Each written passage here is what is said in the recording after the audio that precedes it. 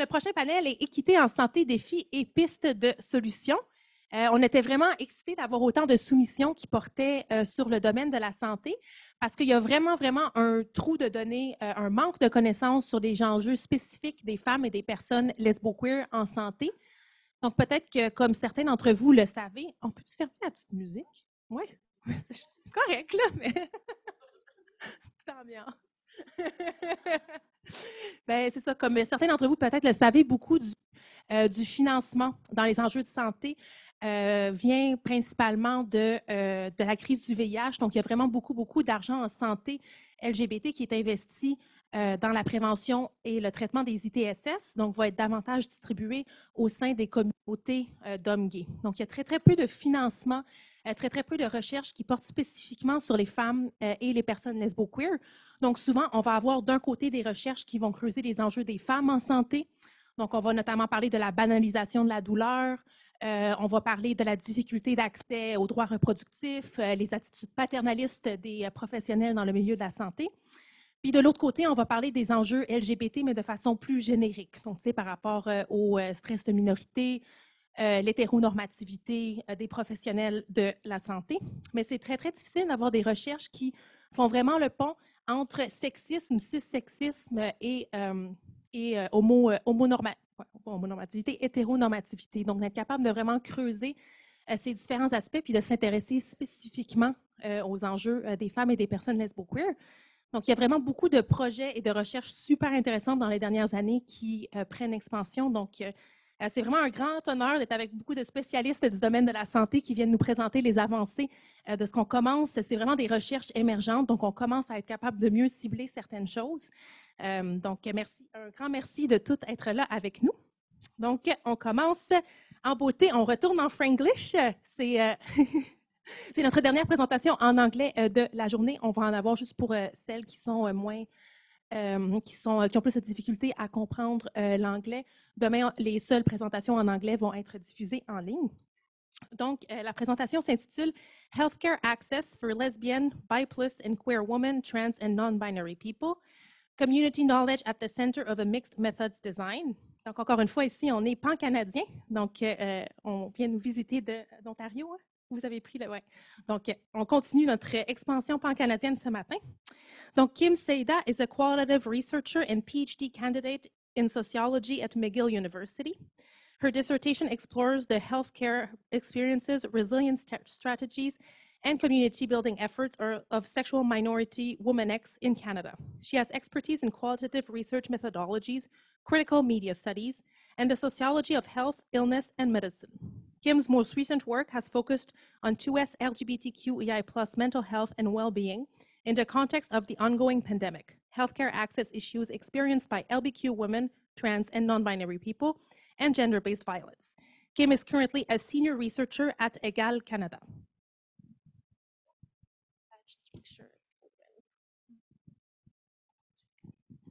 Merci beaucoup. Apologies in advance. I've got a bit of a cough, but hopefully it doesn't interrupt the talk too much. So as Tara mentioned, today's talk will be about healthcare access for lesbian, bi+, and queer women, trans, and non-binary people in Canada. So a little bit of background that informed our project is, of course, the long history and ongoing efforts to both gain and maintain healthcare access for 2S LGBTQI people in Canada. As we know, and as we've heard earlier today, lesbian, bisexual, and queer women, trans, and non-binary folks face distinct healthcare challenges and barriers in accessing care in what is presumably a universal system here in Canada. One of the main concerns that reemerges again and again in the literature is widespread experiences of dismissal and invalidation, and this is something that we'll get into in a little bit more detail later in the project or later in the presentation.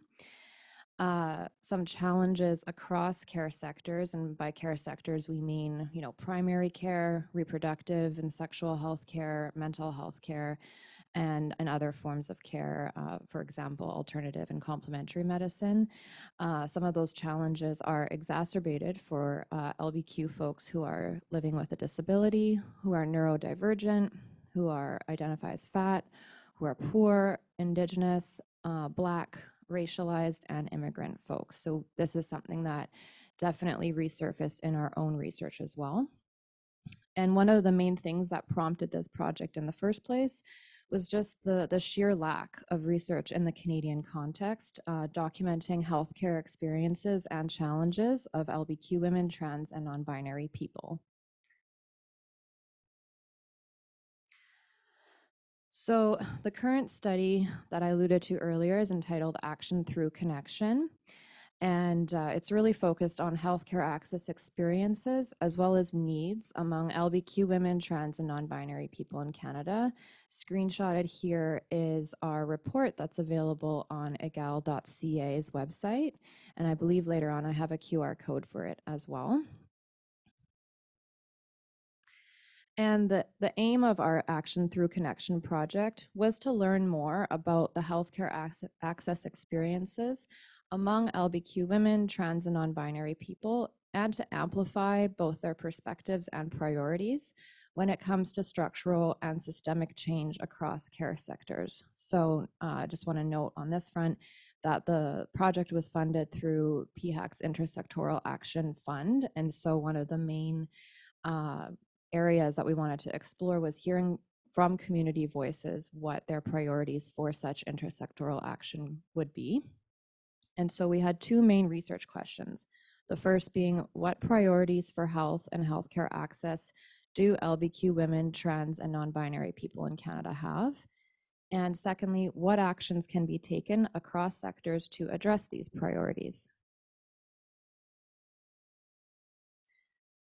So as noted earlier, this was a multi-method project, and it was a community-based research project by, for, and with LBQ women, trans, and non-binary folks. And this included us as researchers, advisors, as well as collaborators. So throughout this project, there was support from and involvement of 3 committees. So we had an academic advisory committee, which was comprised of 7 academics that informed all stages of the research.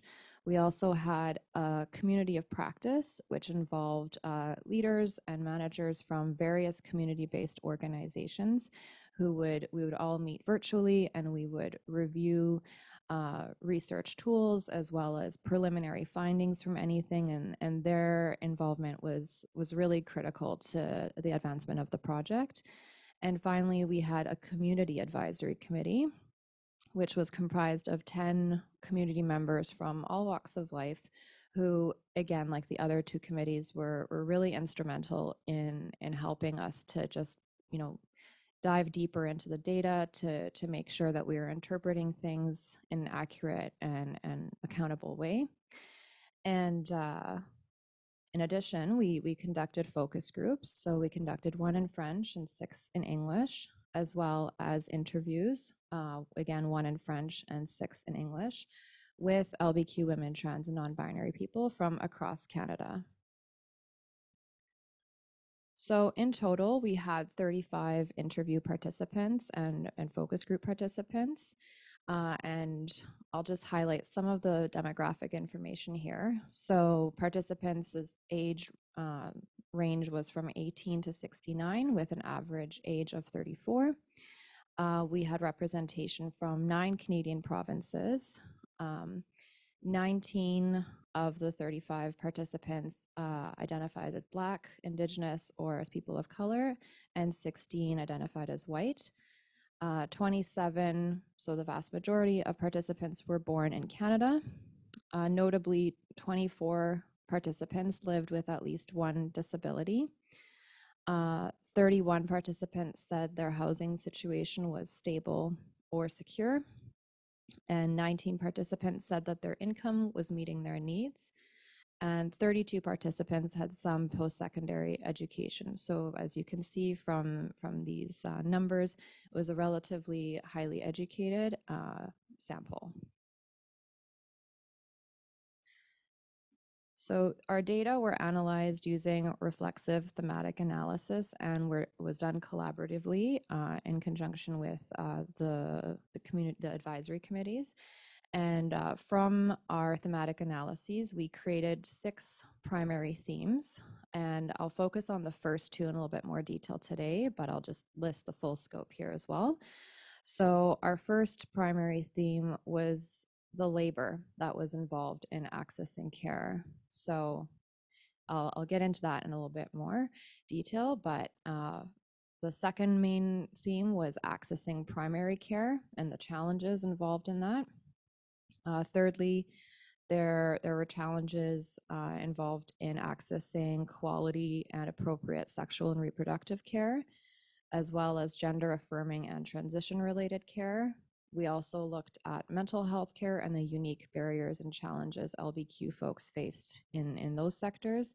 And finally, we looked at complementary and alternative medicine and how, given the widespread barriers and more formalized quote unquote mainstream services, how participants look to complementary and alternative care, as well as mutual aid and more peer-based informal types of healthcare as well.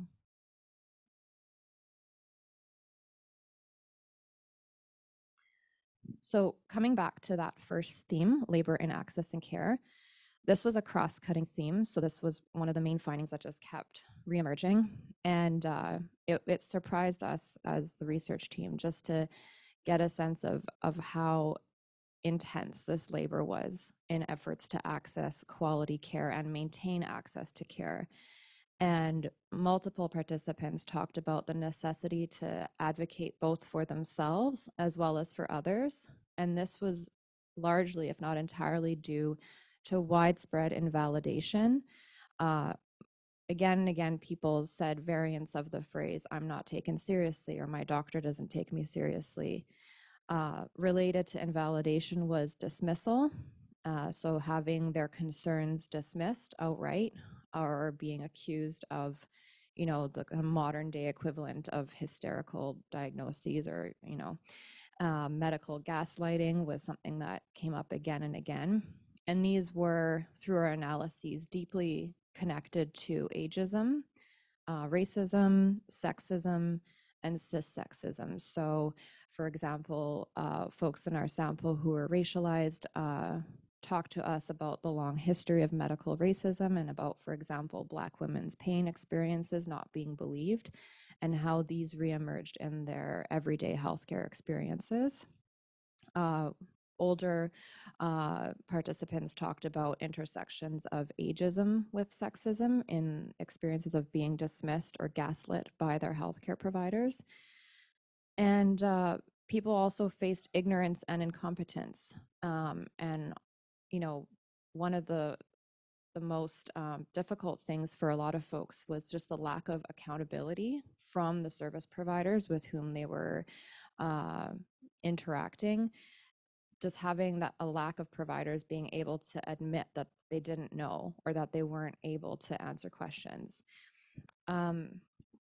Another thing that people did in efforts to kind of maximize the quality of their care was code switching.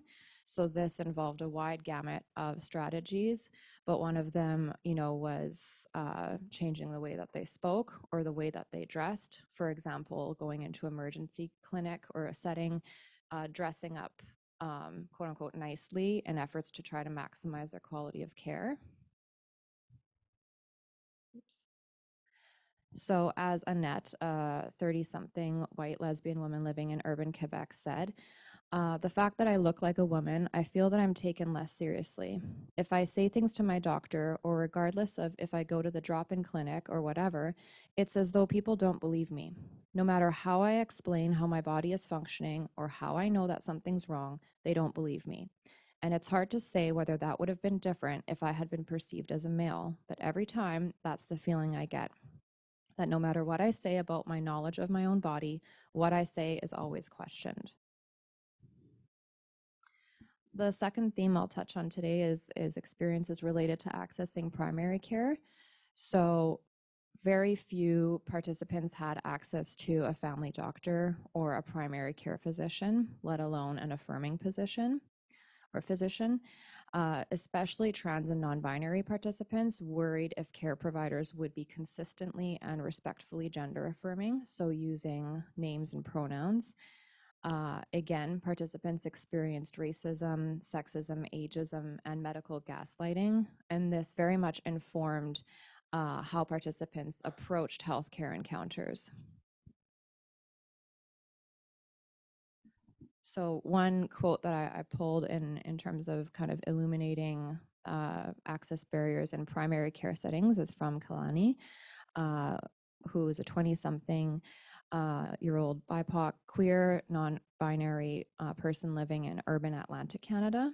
So Kalani told us, "It's frustrating, the amount of struggle that it is to actually see a doctor.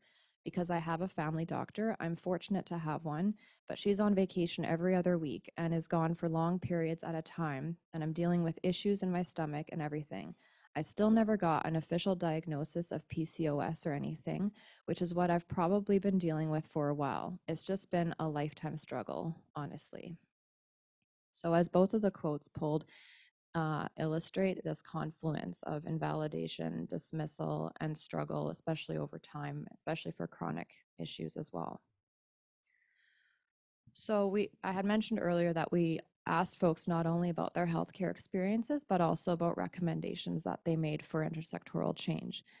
And we kind of grouped their recommendations in kind of three main categories. So the first being recommendations related to education and training, recommendations for healthcare providers, and then recommendations for health systems structurally and systemically. So relating to education and training, folks requested or recommended that we include more and better LBQ content and curriculum, as well as ongoing professional development opportunities for healthcare providers, include more and better training to provide care specifically to trans, non-binary, and gender non-conforming folks.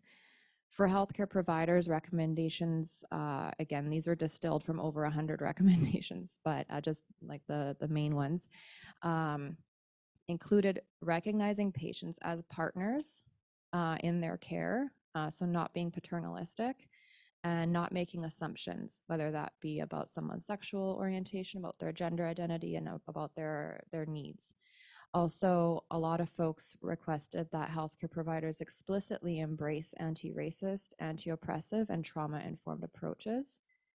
As it relates to health systems level recommendations, folks repeatedly commented on the need to increase the supply of primary care providers. As we all know, there's widespread shortages of primary care providers, namely GPs and NPs, as well as to increase specific funding to LBQ and trans non-binary related care and services. So here's the QR code for our research project.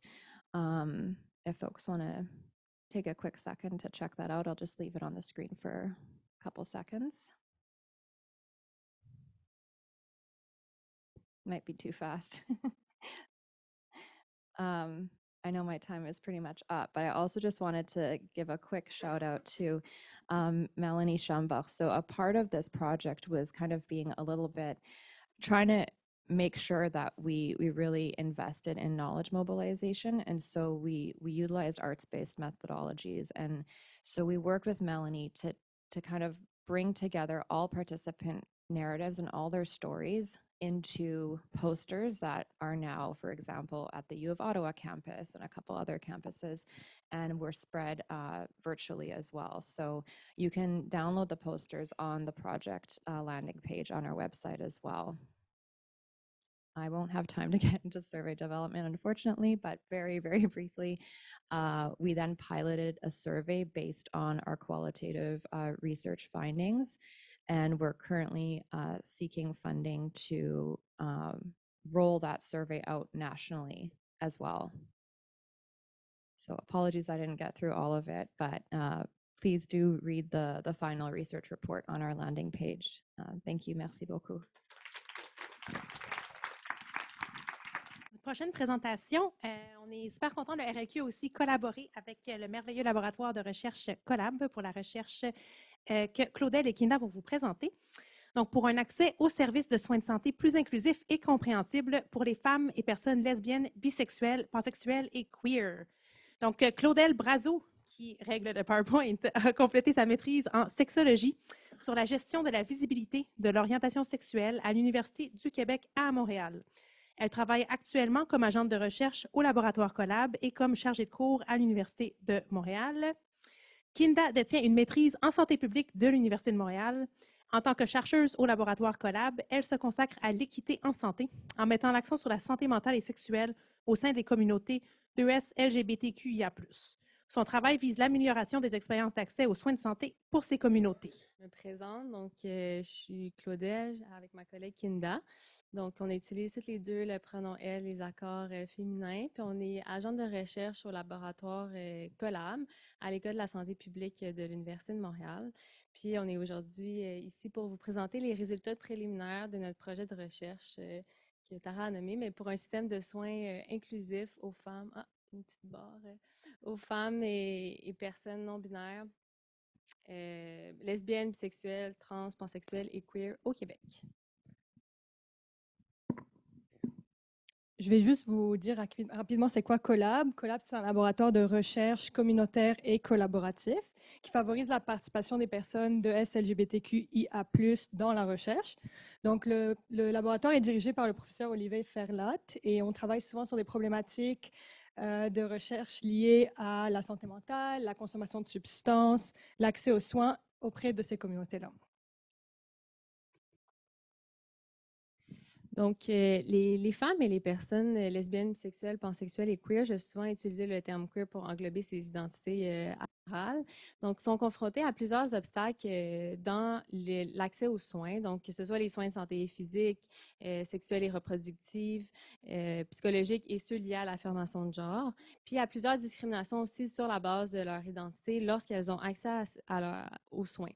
Donc, leurs expériences sont vraiment uniques en raison de l'intersection entre leur identité de genre, leur modalité de genre, soit si elles sont cis ou trans, et leur orientation sexuelle, ainsi que plusieurs autres identités.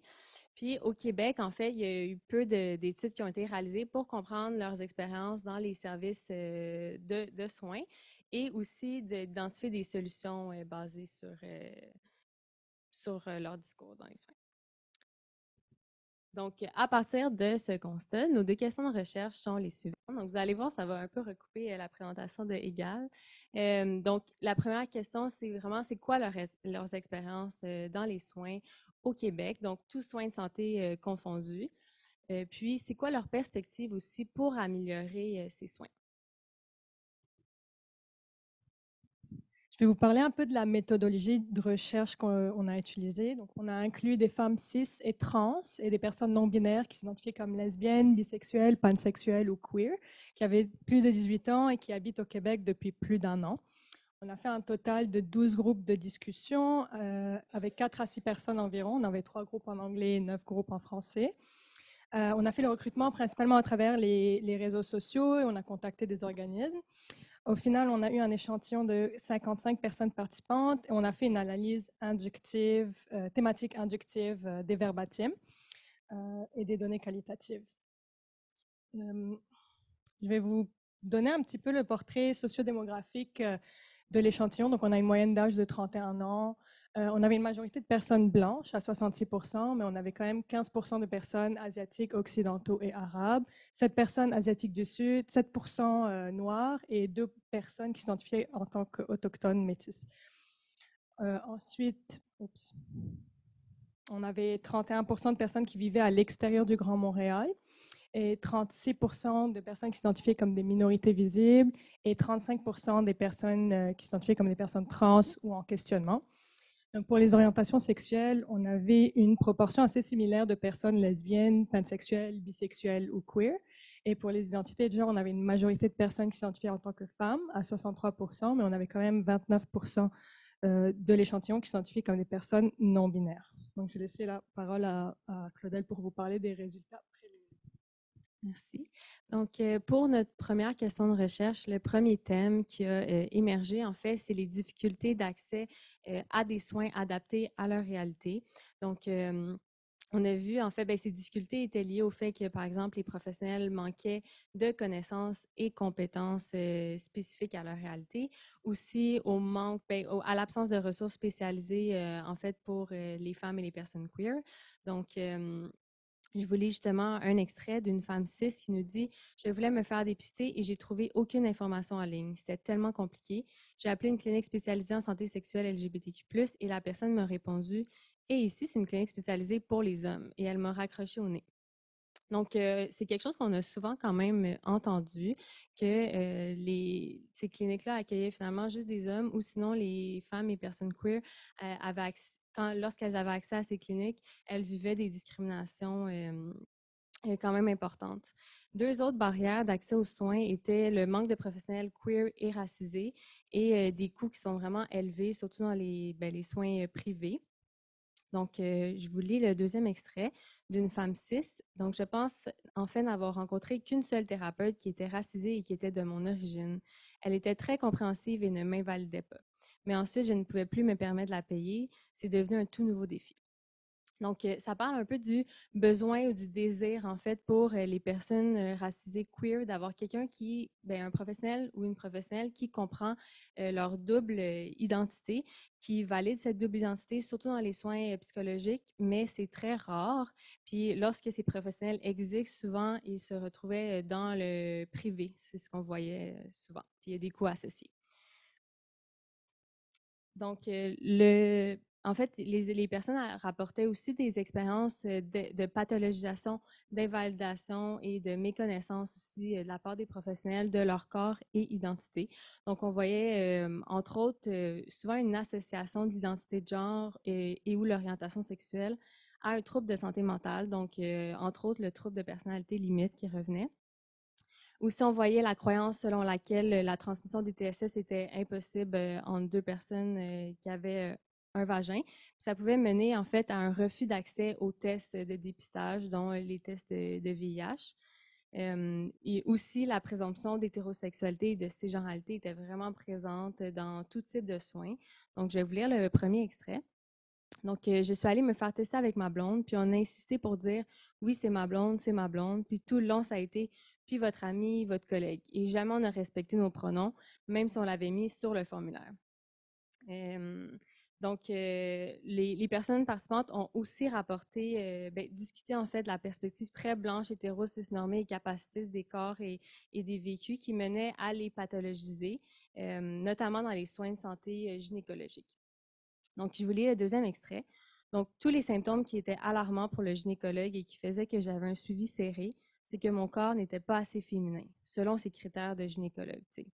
Donc, voilà. Puis le troisième extrait, encore en lien avec, la perspective blanche hétéro-cis-normée. Donc, c'est une femme cis qui nous dit par rapport au pap test avec mon ancien médecin de famille, c'est justement ces expériences-là qui étaient traumatisantes. Je lui disais que je n'aimais vraiment pas ça, mais lui était comme « Ah ben, tu as déjà couché avec un homme, fait que tu as déjà eu quelque chose de plus gros. » Donc, tu sais, la personne exprimait clairement son inconfort par rapport au test. Le médecin l'a simplement invalidé en faisant allusion à ses activités sexuelles passées. Donc, ça traduit vraiment un manque flagrant de connaissances, en fait, sur le corps des femmes, puis une expérience assez violente aussi. Donc, finalement, par rapport aux expériences avec les services de soins, on a vu en fait que les personnes ont adopté plusieurs stratégies en réponse aux expériences négatives vécues. Donc, pour, entre autres, protéger leur santé mentale, répondre à leurs besoins dans les soins de santé, puis éviter le jugement. Donc, on a vu, entre autres, une des stratégies, c'est de dissimuler tout simplement leur identité de genre ou orientation sexuelle, notamment en modifiant leur expression de genre. Donc, par exemple, de cacher leur tatou, de changer leurs vêtements avant les rendez-vous. Donc, c'est des stratégies mentionnées. Aussi, on a vu la préparation préalable au rendez-vous. Donc, je vous lis un extrait d'une personne butch qui nous dit « Je sais qu'ils ont environ 10 minutes. Alors, je me dis que mon introduction sera ceci, cela. Une fois le contenu terminé, je prépare les scènes théâtrales. Je rajoute une couche. Je prépare ce que je vais dire, comment je vais le dire et quels sont les résultats. Maintenant, j'amène des gens avec moi. » Et le professionnel de la santé m'a traité complètement différemment parce que mon partenaire blanc cis était là. Donc, la personne, en fait, nous parle de 3 stratégies qu'elle adopte, dont la performance de ses symptômes, la préparation du contenu du rendez-vous, puis le fait de venir accompagner aussi au rendez-vous. Donc, finalement, il y a eu l'évitement des soins qui était revenu comme stratégie. Donc, je vous lis le dernier extrait. Donc, je n'y vais plus ou quand j'y vais, c'est comme j'ai plus le choix, tu sais. Puis, je me fais reprocher d'avoir attendu trop longtemps, de ne plus faire de suivi. Mais quand je n'aime pourquoi je n'y vais plus, il n'y a personne qui a de solution. Donc, c'est revenu souvent que les personnes, en fait, allaient chercher des soins que lorsqu'elles étaient vraiment obligées. Merci. Nous allons passer maintenant aux résultats pour la deuxième question de recherche. Donc, quelles sont les perspectives pour améliorer les services de soins au Québec? Donc, on va parler de 3 niveaux de changement. Un premier niveau de changement et de suggestion qui a été proposé pendant les groupes, c'est pour améliorer les services, c'est à un niveau systémique. Donc, il y a eu beaucoup de discussions sur le fait que le changement doit venir du haut. Une femme cis nous le dit. Comment pouvons-nous parler de la santé des femmes, de la santé des personnes queer, puis de la santé des personnes racisées, si nous ne disposons même pas d'un système de santé de base adéquat? Donc, beaucoup disaient que ce n'est pas nécessairement la faute du professionnel, c'est souvent par manque de temps ou de ressources qu'ils étaient contraints d'agir de cette manière-là. Il y avait quand même un pressentiment de la part des participants que les professionnels avaient des bonnes intentions, voulaient faire des changements, mais souvent ce n'était pas possible. Donc, une première solution, premièrement, la création et l'amélioration des ressources communautaires spécialisées aux femmes et aux personnes queer a été proposée. Un autre élément qui est revenu souvent comme changement systémique, et la personne non-binaire nous le dit très clairement, formation de base, formation continue obligatoire, pas « ah, moi, je suis queer, fait que je vais aller suivre des formations sur… » Non, non, obligatoire, tout le monde y passe. Donc, en plus des formations, plusieurs avaient mentionné la nécessité de repenser, d'adapter le cursus scolaire des professionnels de la santé et d'y intégrer plus de contenu queer. Donc, la même personne cis du début nous partage que pour elle, la santé semble axée sur une perspective très blanche ou non racisée de la queerness. Donc, elle nous parlait un peu du fait que les soins ne sont pas adaptés à ses propres réalités, qu'il y a des éléments traumatiques additionnels de son expérience liés à son identité arabe et son identité queer, qu'elle avait l'impression que les professionnels de la santé, surtout en santé mentale, blancs, ne comprenaient pas vraiment. Donc, c'est donc essentiel de garder une approche intersectionnelle pour les changements à un niveau systémique. Un deuxième niveau de changement est à un niveau organisationnel. Donc, premièrement, l'adaptation des procédures administratives, formulaires et systèmes inclusifs. Donc, les services devraient être plus inclusifs, devraient prendre en considération les pronoms et les prénoms de préférence, surtout les changements de prénoms, et devraient mieux expliquer des fois la raison d'être de certaines questions qui sont posées pour éviter certaines violences ressenties par les personnes des communautés. Donc, une personne transgender queer nous le dit. Ma médecin de famille m'a dit très à l'aise, « Ah, mais je ne peux pas changer ton prénom dans le système. Il y a des systèmes qui le permettent, mais là, on a choisi un qui ne le permet pas. » Et quand vous avez choisi un nouveau système, vous n'avez pas pensé à prendre ça en considération. Donc, d'une autre part, certains participants ont mentionné qu'il y a un besoin d'un système de plainte accessible, de pouvoir donner une rétroaction aux professionnels, comme d'avoir un espace sécuritaire pour partager leurs expériences et espérer pouvoir recevoir un soin qui répond mieux à leur réalité dans le futur. Donc, une femme cis nous parlait d'une expérience négative et nous dit en fait, j'ai pensé à faire des plaintes contre elle, mais ça aussi, c'est vraiment compliqué de faire des plaintes. Puis le processus de plainte, ça dépend c'est où. Il y a tout un processus qui est impliqué et ça demande beaucoup de temps et d'énergie. Enfin, un changement à un niveau organisationnel inclut un système d'évaluation continue des pratiques inclusives et sécuritaires des professionnels. Donc, pour finir, on va parler de changement à un niveau individuel. Donc, les personnes participantes ont beaucoup mentionné que ce serait important d'avoir des attitudes et comportements basés sur le respect, l'écoute, la bienveillance et l'ouverture. Donc, il devrait y avoir un effort dans la méthode de communication entre le professionnel et le patient pour diminuer l'impact du jeu du pouvoir. Donc, les personnes participantes sentaient souvent qu'elles ne sont pas incluses dans la prise de décision sur le traitement ou autre. Donc, par exemple, une femme cis nous le dit, nous sommes des personnes expertes de nos corps et non pas les médecins. Donc, se rappeler que nous connaissons mieux nos corps, donc nous avons besoin d'être pris au sérieux. Un deuxième élément aussi passe par la pratique utilisée par les professionnels pour des changements individuels. Donc, elle doit être plus sécurisante pour les personnes queer. Une personne à genre nous explique un peu l'approche au corps et le consentement que les communautés queer, il y a quand même beaucoup de trauma. Il y a plein d'enjeux juste physiques, d'être dans un lieu avec du personnel médical et d'avoir peur des interventions sur notre corps. Fait que je pense que déjà l'approche du consentement. Donc, plusieurs approches ont été mentionnées, plusieurs approches d'intervention comme des interventions trans et queer affirmatives, anti-oppressives, sensibles au trauma et axées sur le consentement. Donc, ces approches doivent être priorisées.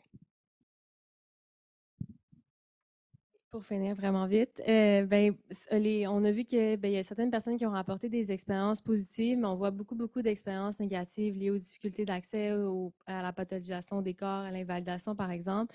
Puis, on voit qu'en réponse à ces expériences négatives, il y a plusieurs stratégies qui sont adoptées par les femmes et personnes queer, puis dont l'évitement des soins.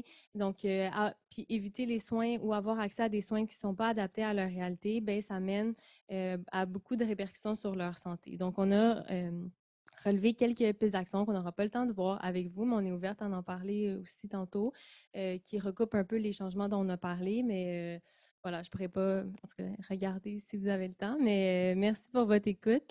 Puis, on a mis aussi nos coordonnées et voilà, nos coordonnées, puis nos réseaux sociaux si vous voulez aller nous suivre. Merci.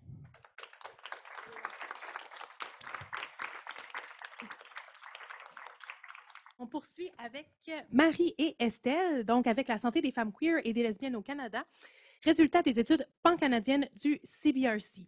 Donc, Marie Geoffroy est directrice adjointe de la recherche au Centre de recherche communautaire, le CBRC, qui est basé à Vancouver.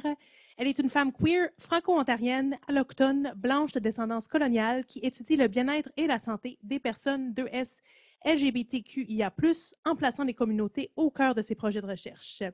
Estelle Grenier-Robillard est éditrice de contenu francophone au Centre de recherche communautaire.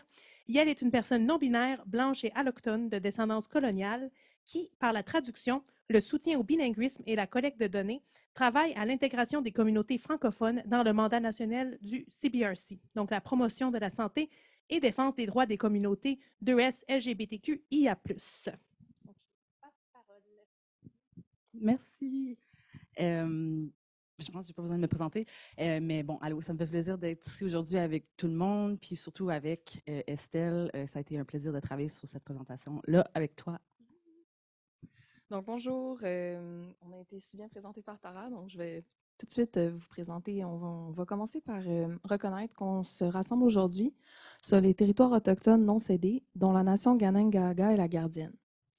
La portée du travail du CBRC s'étend au-delà de ces terres, à travers l'île de la Tortue. On est ici aujourd'hui pour vous parler des projets du Centre de recherche communautaire, qui est un organisme à but non lucratif dont le mandat est de promouvoir la santé et le bien-être des personnes de la diversité sexuelle et de genre. Le fondement de notre travail est la recherche communautaire, la collecte de données, qu'elles soient qualitatives ou quantitatives. Les résultats de nos recherches guident ensuite le développement de programmes et d'interventions et nos démarches de défense des droits. En résumé, c'est avec une approche par et pour qu'on produit nous-mêmes les connaissances et les statistiques pour appuyer nos projets qui visent à répondre aux réels besoins des communautés. Nos données sont accessibles gratuitement. C'est important pour nous de les démocratiser. Sur le site du CBRC, vous pouvez avoir accès à des tableaux de bord et utiliser nos données pour vos projets. On vous invite à scanner le code QR ici pour voir nos principes de recherche. Donc, c'est un document dont on est très fiers qui guide notre travail.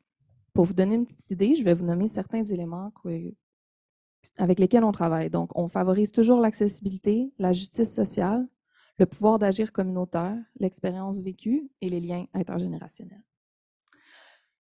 Un peu d'histoire maintenant. Donc, le CBRC a été fondé en 1999 dans le contexte de la crise du sida par un groupe d'hommes blancs, cis et gays qui étaient frustrés de l'inaction des instances dirigeantes. Vous pouvez voir ici des images d'archives de collecte de données. Donc, on a des gars gays qui collectent des données. Dans les dernières années, le CBRC a élargi son mandat pour inclure toutes les personnes de la diversité sexuelle et de genre. Il a aussi adopté un engagement envers l'antiracisme et la décolonisation. Maintenant qu'on connaît mieux le contexte dans lequel on travaille, je vais laisser la parole à Marie, qui va vous parler d'un de nos projets en particulier. Merci Estelle pour la mise en contexte. Donc, effectivement, pour la première fois en 2022, le CBRC a mis une étude en ligne qui était ouverte là, à toutes les sous-groupes, les sous-communautés de l'acronyme. Donc, pas juste les hommes, c'était vraiment la première fois. Et on commence juste à explorer les données de cette étude-là. C'est en fait la première fois aujourd'hui qu'on a fait des analyses puis qu'on présente les données. On voulait vous dresser aussi donc juste un portrait de ce qu'on a vu dans notre santé. On voit aussi qu'on avait fait, l'équipe avait fait vraiment un effort pour faire du matériel promotionnel spécifique aux femmes et aux femmes trans et queer parce que c'était comme la première fois qu'ils étaient inclus. Donc, on voulait s'assurer qu'ils allaient participer, qu'ils savaient que cette étude-là, c'était pour eux.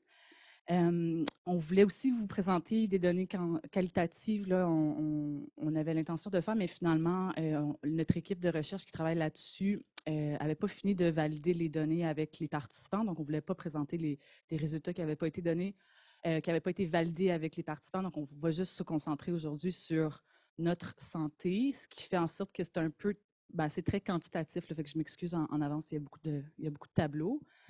Donc, comme je disais, notre santé 2022, c'était un sondage en ligne sur la santé de nos communautés. C'était assez ouvert là, pour tout le monde au Canada, 15 ans et plus, et qui se trouvait sous l'acronyme.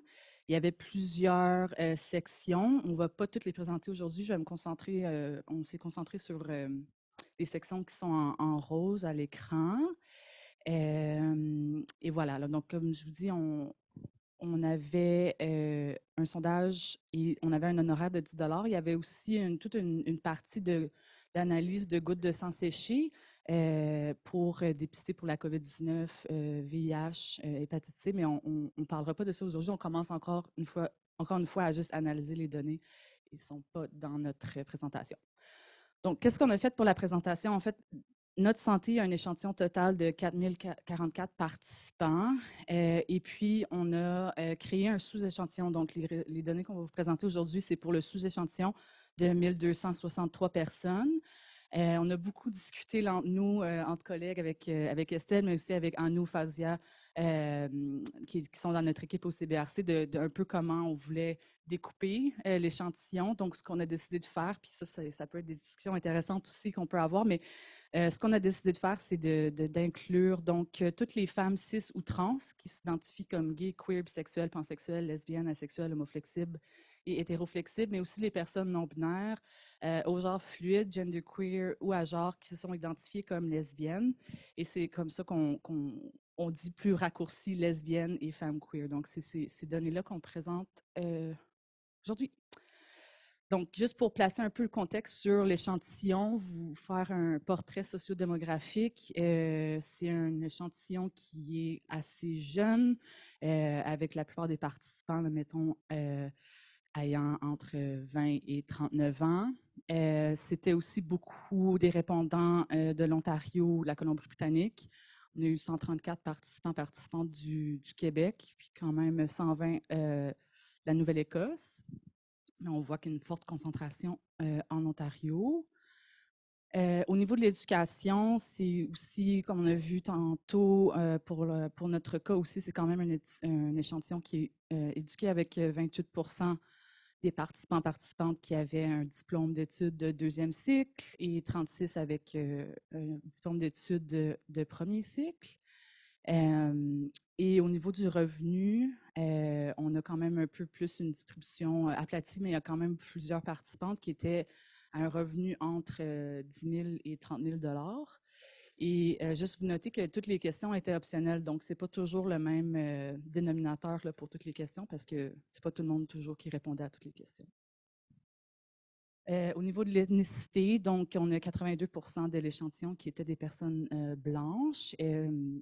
Je pense que j'ai oublié de le mentionner tantôt, mais on a fait une nouvelle itération de l'étude en 2023 et puis c'est quelque chose sur lequel on a beaucoup travaillé pour un peu diversifier notamment notre échantillon en 2023 parce que c'était même au niveau de l'échantillon global, surtout des personnes blanches qui ont participé.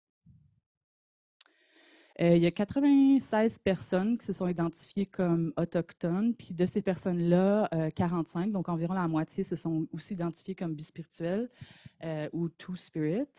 Quand on parle de ces données-là avec notre équipe bispirituelle au CBRC, eux espèrent que ces données-là pourraient changer là, dans le futur, parce que la bispiritualité, ce n'est pas toujours quelque chose qui est connu à l'extérieur, mais même à l'intérieur des communautés autochtones.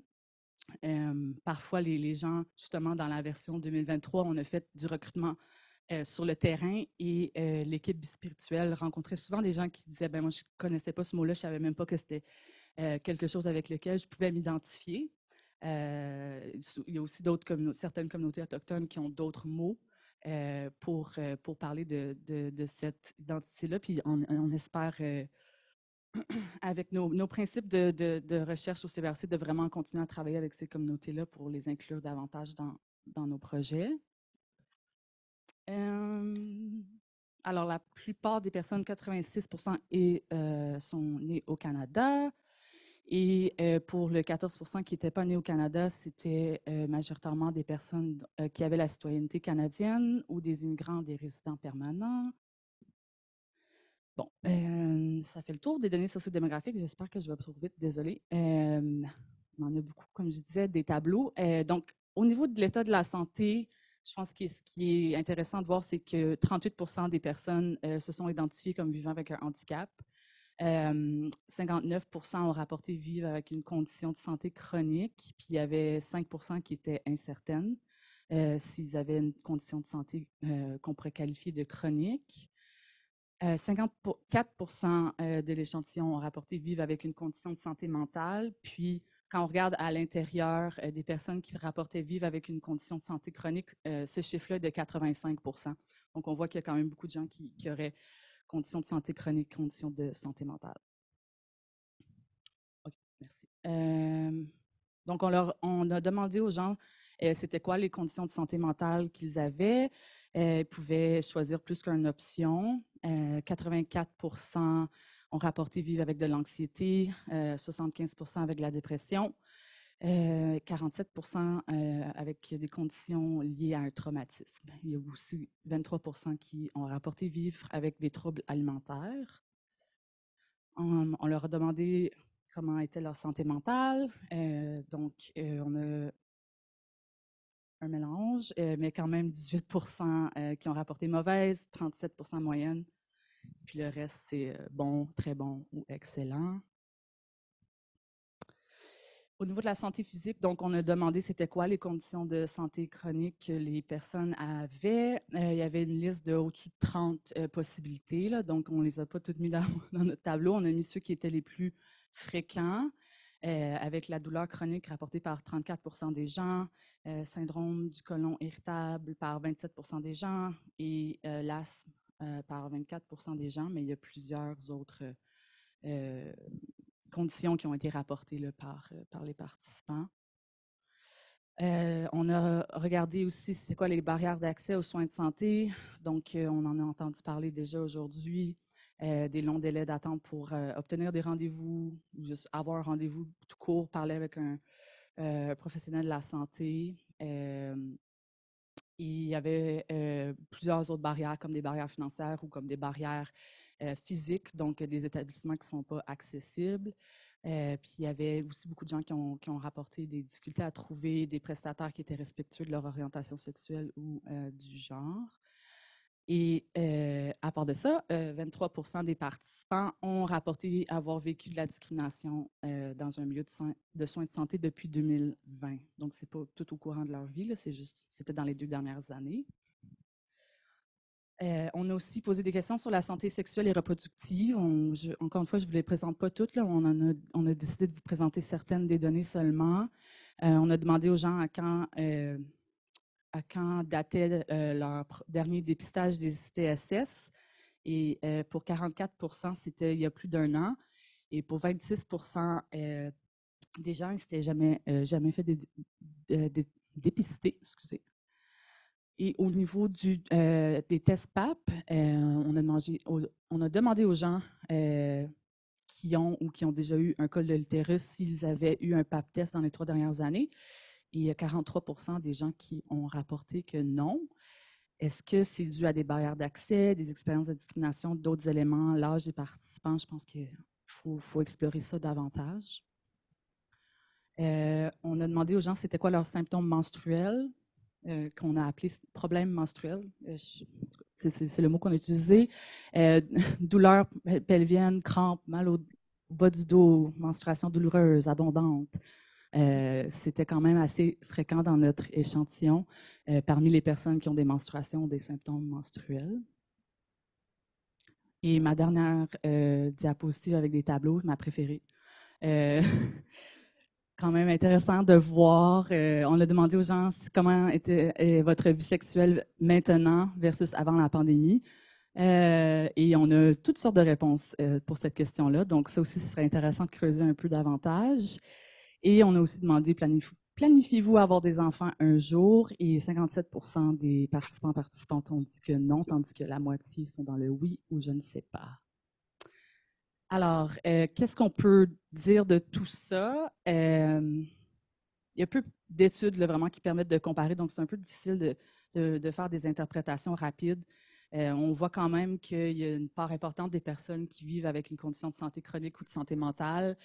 Il y a des barrières à l'accès. Donc, les données pointent vraiment vers des lacunes et des besoins, que ce soit en santé mentale, physique, en santé sexuelle et reproductive.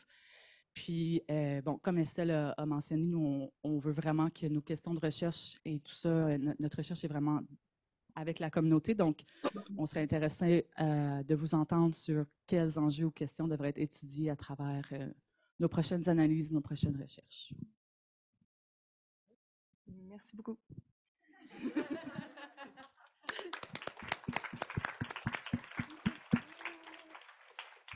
Merci à Jannick Bastien-Charlebois d'être ici avec nous pour nous parler du traitement du lesbianisme dans la prise en charge médicale de l'intersexuation. Jannick Bastien-Charlebois est professeure au département de sociologie à l'UQAM. Elle est spécialisée dans les études intersexes critiques et se consacre à l'analyse du traitement médical de la parole intersexe. Merci beaucoup. Pardon. Puis avant de débuter, là, je tiens à remercier beaucoup le RLQ pour la tenue de ce colloque. Je trouve que c'est vraiment une très belle occasion qu'on a de partager l'état de nos recherches. Donc, je suis enchantée de pouvoir aborder un peu là, comment le lesbianisme est impliqué par la prise en charge intersexe. Évidemment, je ne peux pas en faire un tour d'horizon exhaustif à l'intérieur de 15 minutes. Il y a certains aspects sur lesquels je vais devoir aller un peu plus rapidement. Mais pour l'exercice, j'ai tenté quand même pour moi-même de structurer, de faire une espèce de recension, de la structurer pour avoir un regard global. Je rappelle, hein, l'intersexuation, ça fait référence non pas à une catégorie absolue, okay? Donc à quelque chose qui s'impose au regard. C'est le fruit de l'existence d'une convention autour des corps sexués, donc l'existence d'une convention dans notre société principalement établie par la médecine autour de la définition de qu'est-ce qui est mâle et qu'est-ce qui est femelle, et donc par conséquent de qu'est-ce qui entre pas vraiment là-dedans en termes de développement des caractéristiques sexuelles, donc de développement des caractéristiques sexuelles primaires et secondaires, donc à la puberté, qui sont le fruit là, du développement du corps par lui-même et non pas le fruit de transitions qui sont désirées. Donc, on a ça pour l'intersexuation et depuis les années 50, il y a une systématisation de la prise en charge des enfants dont le corps est considéré comme inadéquat là, par l'institution médicale.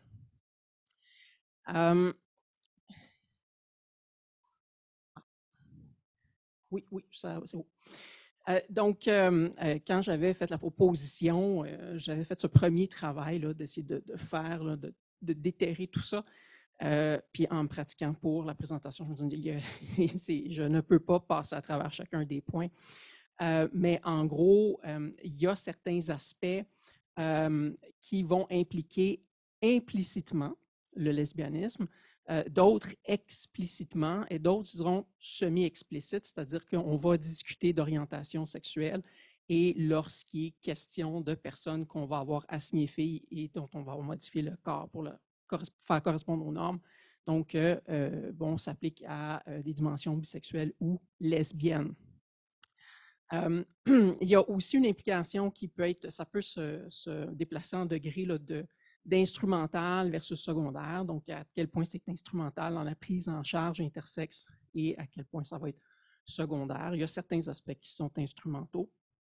Si on regarde l'histoire de l'établissement de la prise en charge intersexe, et il y a aussi une temporalité, c'est-à-dire qu'il y a certains aspects où on va mobiliser davantage certains aspects du lesbianisme, on va l'évoquer de certaines façons, plus à certaines époques qu'à d'autres. Pour notre présentation, je vais surtout m'arrêter sur des exemples un peu plus récents. Mais pour vous situer, donc, derrière la mobilisation, derrière l'instauration de la prise en charge, il y a quelques motivations là, qui impliquent le lesbianisme de façon semi-explicite. Aussi, et ça c'est transversal avec le temps, donc la mobilisation de l'intersexuation comme, et je cite par exemple un texte de Adler en 1945 qui s'est revenu à plusieurs reprises, excellente opportunité d'expérimentation autour des origines de l'homosexualité, mais aussi autour des origines de l'identité de genre, de l'expression de genre. Donc, vraiment, il y a toute une littérature donc, autour des corps intersexués, des personnes intersexuées, de la part notamment de psychologues qui essayent de trouver le Graal de l'orientation sexuelle et, de l'identité de genre et tout ça. Ça va être aussi impliqué, donc le lesbianisme, dans les représentations de la félicité. Quel est le bonheur? Quelle est une destinée radieuse pour un enfant? Bon, on entend mariage avec un mari et compagnie.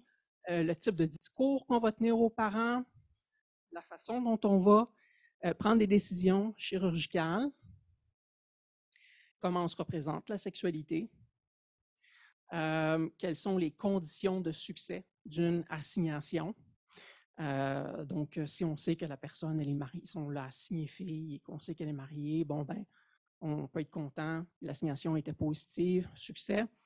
Et les tentatives d'explication du taux élevé de lesbianisme parmi la variation hyperplasie congénitale et surrénale. Je ne m'attends pas à ce que vous soyez familier avec les noms des variations. C'est une variation qui est quand même assez fréquente parmi les variations intersexes. En anglais, ça va être congenital adrenal hyperplasia. C'est présent chez les personnes qui ont des chromosomes 46XX. Et le corps, donc dans le développement fœtal, les caractéristiques sexuelles primaires vont, disons, se développer à différentes gradations près de ce qu'on se représente comme étant des corps sexués mâles, du moins sur le plan du phénotype de l'enveloppe corporelle. Les personnes vont avoir des ovaires et un utérus de différentes tailles. Et ça va être aussi impliqué dans la prescription de dexaméthasone aux personnes enceintes ayant potentiellement un fœtus de cette variation. Bon. Il y a, tiens, à titre d'exemple peut-être de comment, et là je me concentre sur des exemples un peu plus récents, enfin récents à l'échelle de quand on vieillit, le récent il prend de l'ampleur, hein, fait que moi à l'intérieur de 10 ans c'est récent. Donc, il y a une émission, Les Docteurs, je ne sais pas si vous avez déjà entendu parler de cette émission-là, c'est une émission qui visait à, disons, démystifier la médecine, à répondre à des questions de personnes de la population, différents enjeux de santé. Et l'intersexuation a été un sujet, à un moment donné, une petite capsule de 5 minutes. Et il y a une médecin pendant la présentation qui explique, et là, elle fait référence à une variation qui est l'insensibilité complète aux androgènes. Et elle affirme. Là, je vous donne un exemple de comment, de façon implicite, on implique le lesbianisme, ou du moins on affirme des choses qui vont affecter le lesbianisme. Et elle dit, donc en parlant de ces personnes, elles ont vraiment des seins, une vulve, mais un tout petit vagin, vraiment une toute petite ouverture qui ne permet habituellement même pas une relation sexuelle. Il faut qu'elles soient opérées, ces personnes-là, pour créer un vagin qui serait capable d'avoir une relation sexuelle. Alors, pour des lesbiennes et personnes queer, on va sursauter parce qu'on voit tout de suite comment c'est très hétéronormé comme affirmation. Mais c'est assez régulier, ça, ce type de lapsus-là. Et parmi les... un autre exemple plus récent qui combine à la fois comment l'intersexuation est considérée comme « wow, c'est tellement fascinant, on peut faire plein de recherches avec ça pour essayer de trouver les origines de l'orientation sexuelle et compagnie ». On a une présentation ici de David Sandberg, qui est une sommité. C'est un psychologue qui est impliqué dans la prise en charge intersexe depuis très longtemps. C'est une présentation à laquelle j'avais assisté en 2015, dans le cadre d'un colloque qui a eu lieu à Concordia, à l'Université de Concordia. Donc, on voit d'entrée de jeu, c'est la première question avec laquelle il démarre sa présentation. Donc, why have psychologists and other scientists been interested in DSD? Et c'est aussi particulier, c'est un peu surréel pour moi qui étais dans l'assistance de voir ensuite quelques illustrations de photos de macaques qui copulent. Alors, on est dans le National Geographic de quelle est l'origine du lesbianisme. Et il y a parmi les médecins qui sont investis dans la prise en charge intersexe, donc c'est certaines spécialisations en particulier, une conviction que c'est l'exposition à des androgènes dans le développement fœtal tardif qui serait à l'origine de comportements atypiques de genre, mais aussi du lesbianisme. Mais David Sandberg y allait de quelques théorisations alternatives. Peut-être que ce n'est pas tant biologique, peut-être qu'en raison de cette exposition, et là, il y a des trucs sous-jacents. Il faut qu'on comprenne le contexte pour savoir que le DSD Associated Stigma, ça fait référence à l'apparence corporelle. Donc, à cette idée que les personnes de cette variation-là sont indésirables, elles sont trop laides. Elles sont trop laides, elles ont peur d'être rejetées par des partenaires hommes et donc, pour cette raison, elles vont avoir une ouverture plus grande aux relations homosexuelles et donc développer une relation homosexuelle. Donc, il y a ces variations-là d'explications qui existent. J'en aurai une autre aussi, mais on n'a pas le temps. Le dernier aspect sur lequel je souhaite m'attarder, c'est la dexaméthasone. Je ne sais pas s'il y a des personnes qui ont, peut-être à main levée, est-ce qu'il y a des personnes qui ont entendu parler de cet enjeu-là, de la prescription de dexaméthasone à des personnes qui sont enceintes pour réprimer le lesbianisme? OK, 2 personnes. Dont mon amoureuse. C'est sûr que je raconte bien des affaires. Mais qui se souvenait quand même de cet article-là qui est paru dans le Fugue il n'y a pas si longtemps que ça, en août 2010,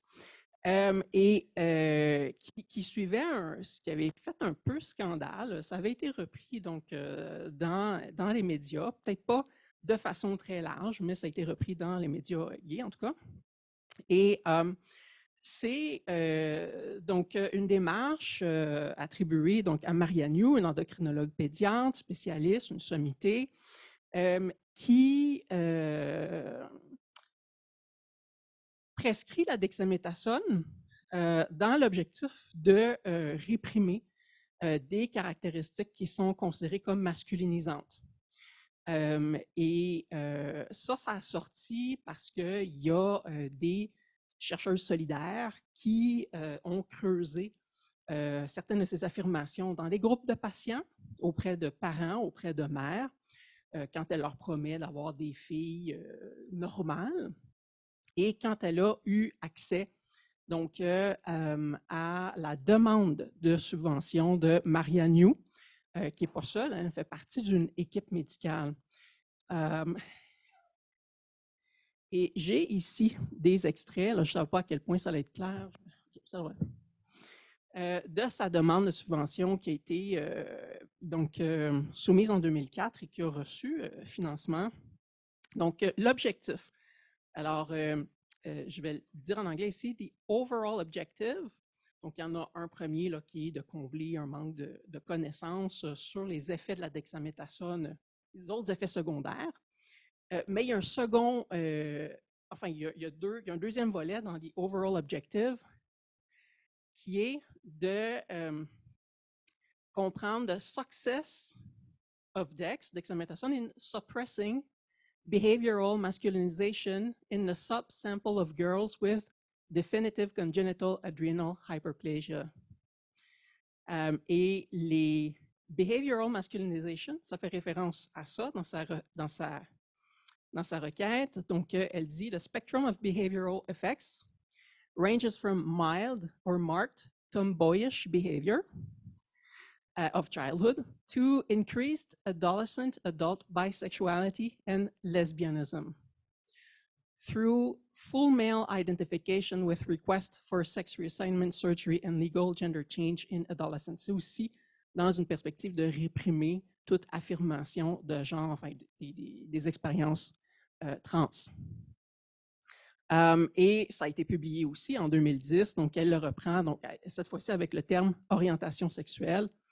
Ça fait quand même un certain temps que les médecins estiment que la dexaméthasone ou les traitements à cortisone chez cette variation-là permettent de normaliser la personne. Et ça va au-delà de la normalisation du corps. Il y a aussi cet objectif de faire entrer dans les normes. Donc, ici, this therapy will reduce the well-documented behavioral masculinization. Et qu'est-ce que c'est? Et là, c'est un petit peu plus de façon générale, c'est-à-dire évoqué de façon plus vague ici. Gender-related behaviors, namely childhood play, peer association, career and leisure time, preferences in adolescence and adulthood, maternalism, aggression, and sexual orientation become masculinized.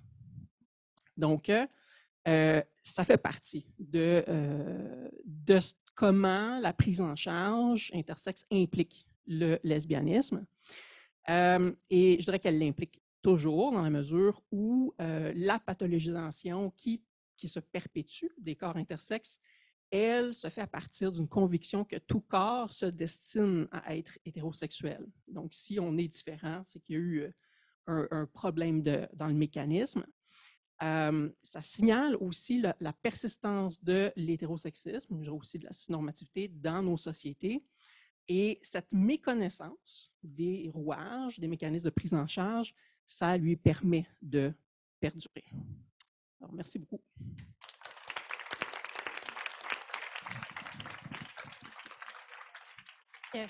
Un grand merci pour cette analyse vraiment novatrice et fascinante. On voit effectivement qu'on a encore beaucoup d'angles morts et d'enjeux à aller creuser dans le domaine de la santé. Puis c'est intéressant, comme chacune de vos présentations, il y a vraiment beaucoup de similarités. Il y a des similarités dans notre rapport de recherche aussi. Donc, malheureusement, on n'a pas beaucoup de temps pour des questions parce que le dîner est presque prêt. Mais j'invite quand même une chanceuse question dans la salle à se manifester. Première main spotée. Ah, on peut faire 2 questions si c'est des questions courtes. Merci pour toutes les présentations. Je me demandais s'il y en avait parmi vous qui avaient récemment lu là, toute la question de est-ce qu'on va trop vite au Québec pour les transitions? C'est sorti dans les nouvelles sur Radio-Canada, puis c'était en tout cas, il y a eu plusieurs articles par rapport à ça dans les dernières 24-48 heures. Puis, en écoutant en fait toutes les présentations, donc, ouais, en bref, qu'est-ce que vous pensez de cette nouvelle-là qui est sortie sur Au Québec, on va trop vite pour tout le système médical pour faire les transitions? Grosse question.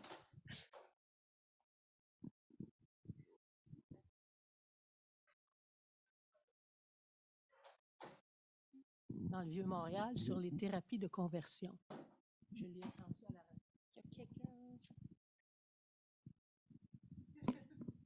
J'hésite toujours parce que très souvent, je vais être sollicitée pour parler d'enjeux trans quand j'essaie de parler d'enjeux intersexes, mais je pense que quand même par solidarité, j'estime qu'il y a une panique morale là, autour de ça. Je trouve ça préoccupant. Et aussi, bien, sûr que l'ironie, moi, m'échappe pas du fait que pour ce qui est des corps intersexués, ben ça, on va considérer qu'il n'y en a pas de problème avec le fait de se précipiter puis de faire des interventions avant que la personne puisse même se prononcer sur qu'est-ce qu'elle veut pour son propre corps. Donc, voilà. Je pense que ça fait plus référence à une crainte normative sur le genre. Voilà. Merci. Ça marche-tu? On aurait le temps peut-être de prendre la question de Lynn à côté. Tu avais la main levée? Non, je voulais Ah, juste dire OK, c'est ça. Donc, on aurait peut-être de la place pour une dernière question. Oui, je vais te passer le micro. Ah bon? Non. Merci. Allô? Merci pour vos présentations. Vous avez beaucoup parlé des changements systémiques puis pour les services de soins au Québec. Puis, ben, le système de Medicare au Canada, c'est universel, partout au Canada. Puis, comment pourrions-nous, ou en fait vous, avec vos recherches, genre regarder les changements systémiques dans le cadre universel? Puis je pense plutôt à Alberta, mettons, récemment. Ils ont passé plein de lois sur la minimisation des droits des personnes trans dans le système de soins.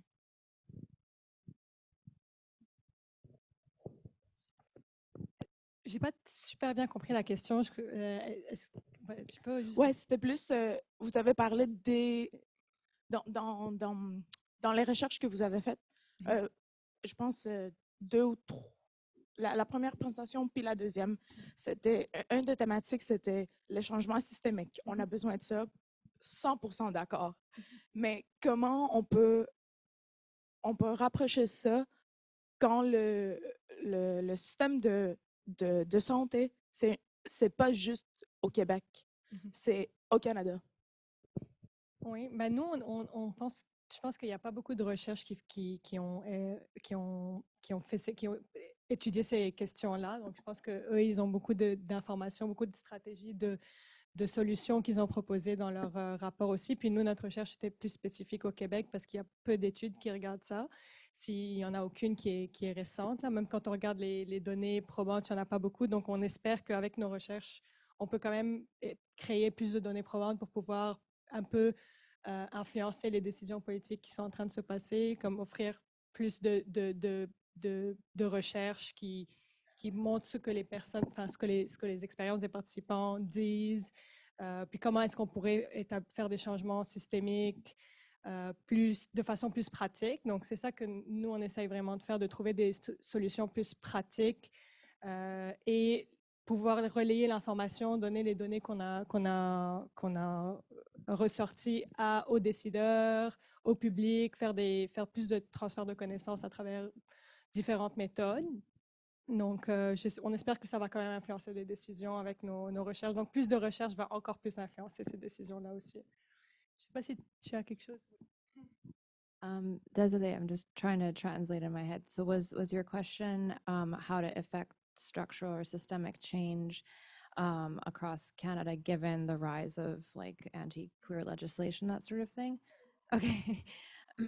So like one of the things that was a kind of meta theme across participants' recommendations was, for example, to build on the great work that's already being done in community-based organizations. So really strengthening things like mutual aid networks. For example, at AGAL, our research could be very much directed at advocating for and with groups that are already doing this work on the ground and advocating for continued and increased investment in that kind of work. So in the absence of things coming from on high, right, nationally or federally, really investing in community-based health centers or like CBRC, for example, that are already doing this work with the communities, have the knowledge, are already have the trust as well of communities across, depending on the context, but a lot of work that can already be built on. So I don't know if Felix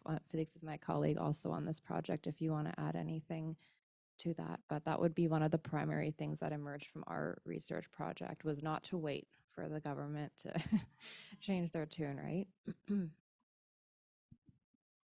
Anyone else want to add something? No? Donc, un énorme merci à nos panélistes, encore une fois, un panel extraordinaire.